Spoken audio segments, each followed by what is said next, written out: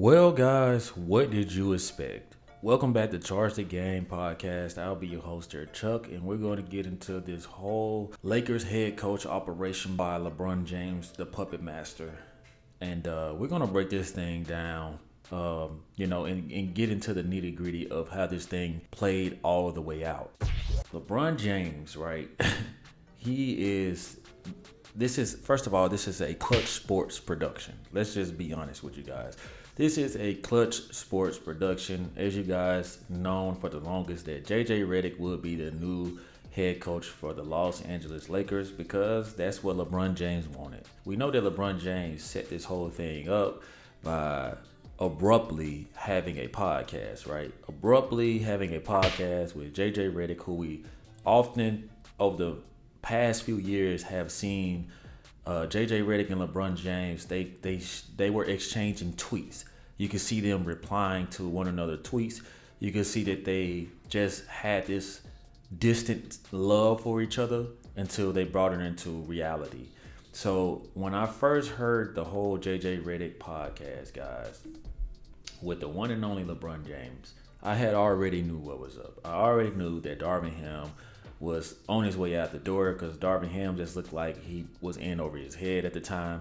And it just looks like he was all over the place. So I already knew that JJ Redick would, with this collaboration with LeBron James, right? This wasn't just an out of the blue thing because LeBron James knows plenty of NBA players, if not all NBA players. And let's not get started on the retired players, even the players before his time. So LeBron James could have done this with any of those players who have an X and O coaching type of mindset, right? The problem is LeBron James isn't going to do a podcast with somebody who's going to call him out and tell him about himself. So he will do it with a guy like JJ Redick, who shares the same views as him, but also is on the same level as him as far as personality and just knowing the knowledge of the game. He's nowhere near the player of LeBron James, but LeBron James respects his fierceness. LeBron James respects the fact that he will not bow down, even if it comes to LeBron James. I'm quite sure there'll be some type of, moments where JJ Redick has to, be honest with him, sit him down, but it will be in their own way. And LeBron James is pushing this narrative, that he didn't want anything to do with the new coaching hire. Let's be honest, LeBron James, you had everything to do with the new coaching hire. I mean, he pretty much said, this is the guy that I recommend, but I ain't gonna say this is the guy you should hire. I mean, come on, guys. These are elementary school tactics here. And come on, I mean, you're LeBron freaking James, right? You care about who's on the roster, but you don't care about the coach. Come on, man. That just doesn't make sense. I do think that the Laker organization has refuted LeBron James from time to time. I think that they've given him pushback and not giving him every single thing he wanted. But I think in this situation, they're panicking. They know teams will still want LeBron James. He's a cash cow. He's still going to bring in ratings. And the Laker organization knows that. They just can't fathom the fact of another team getting this guy, which is exactly why LeBron James was going to get his way eventually. Even though the roster needs to be addressed, he's still going to get Bronny James, right? I would be surprised if he doesn't get Bronny James.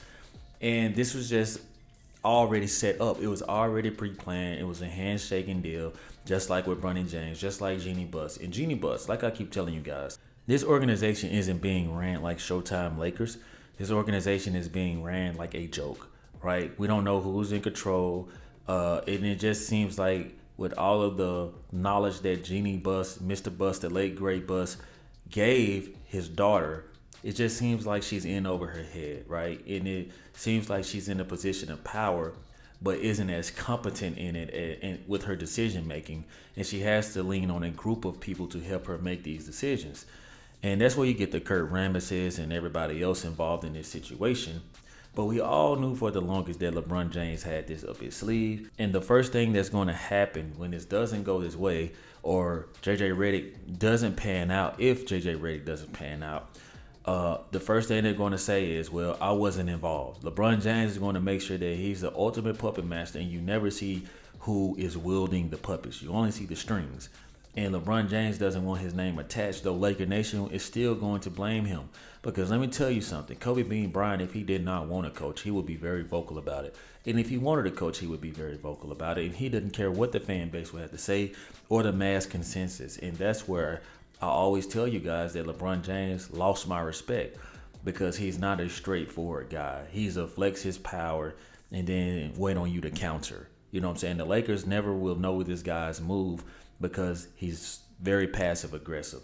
And they did what was best for this guy, and we'll see how this organization is going to be ran going forward. And I see where people had reports about Anthony Davis giving his opinion. Get out of here. Anthony Davis could barely make a layup without screaming like he broke his knee.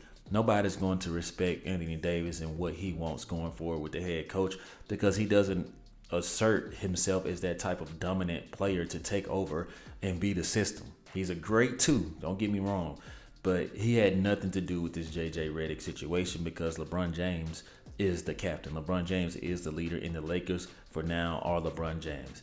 Now, how this is going to play out with the Laker Nation and the Laker fan base, I have no idea, but I will give JJ Redick this.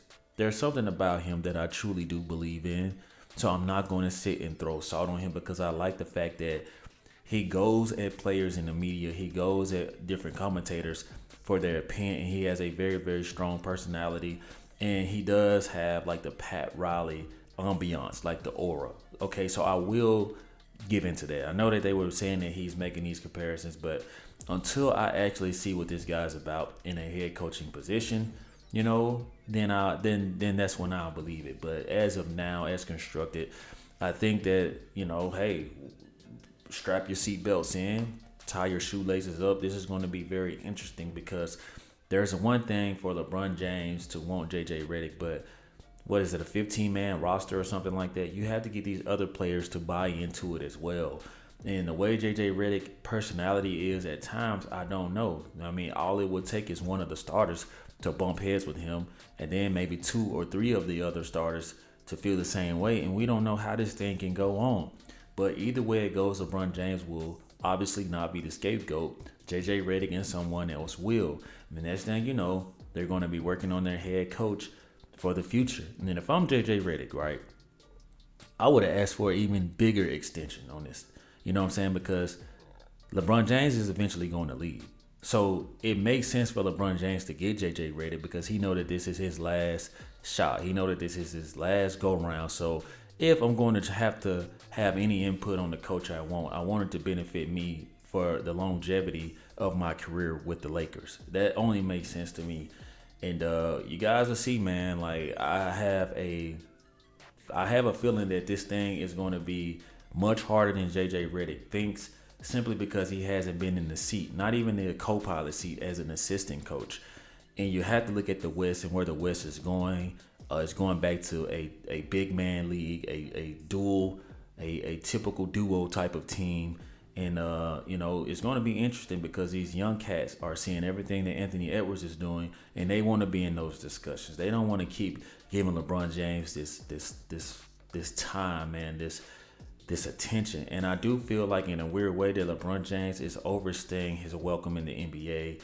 It's a guy that does not see the writing on the wall. And as long as he's good for business, he's going to be in the league. Me personally, I think that, you know, LeBron James should retire in fashion, especially if this season coming up, the next season, doesn't work in his favor. You know, it's championship or bust, and we're going to see exactly what JJ Redick and LeBron James are made of, because as a player, LeBron James is thinking to himself, the players and the pieces on the board, right? So in his mind, he's saying like, we're going to do this, we're going to do that, and it's going to work. Because in his mind, he still feels like he's 25. He still feels like he's 23, 24. And that's hard for a superstar player to realize, that they just may be playing themselves out of their prime and no longer in their prime. Though LeBron James can get his numbers, he still feels like he has to be the system. He doesn't know how to take a back seat. And I would be surprised if JJ Redick could or can convince him to do so. You know what I'm saying? You got Ja Morant coming back, Zion coming back, De'Aaron Fox coming back, the whole Golden State Warriors is coming back, Denver's coming back. You got the Minnesota Timberwolves. Those are just 6 teams. You got, I think the Houston Rockets are going to be better than what they were. And it's just going to be a gauntlet, man. That's going to weigh in and wear and tear on LeBron James' mental, not just his physical, his mental, where his off days that he used to have won't even feel like off days because he's going to have to push it to the limit against these young cats. And that's where the headache for JJ Redick may start to take place. And then the blame deflecting. Like I said, he's looking at the pieces on the board. But what's going to happen when Anthony Davis eventually bumps into Michael Porter Jr. and break his leg or get stabbed? What's going to happen when all of that happens? Because one player can throw your whole operation. And I don't think that LeBron James is considering this. And you can't just revamp a whole roster when most of the league is going against you. No matter if Clutch Sports is playing a huge role in this or not, none of the league really wants to help LeBron James. And I think that LeBron James thinks that it's back the way it used to be, or it's still stuck in the old days where it's his way or no way. No, you guys never saw LeBron James get criticized the way he's getting criticized. Reggie Miller taking shots, Charles Barkley, Byron Scott, like so many of these people, old Lakers, ex-Lakers, like the fan base, like LeBron James is feeling that public scrutiny. And he's trying to oust himself and say, oh, I didn't want to be involved, but you were very much involved and you still got your way. So you guys tell me what you guys think on this. As you know, JJ Redick is the new head coach for the Los Angeles Lakers. Laker Nation, let me know how you guys feel. Until then, see you guys next time. Enjoy this episode. And yeah, see you guys next time.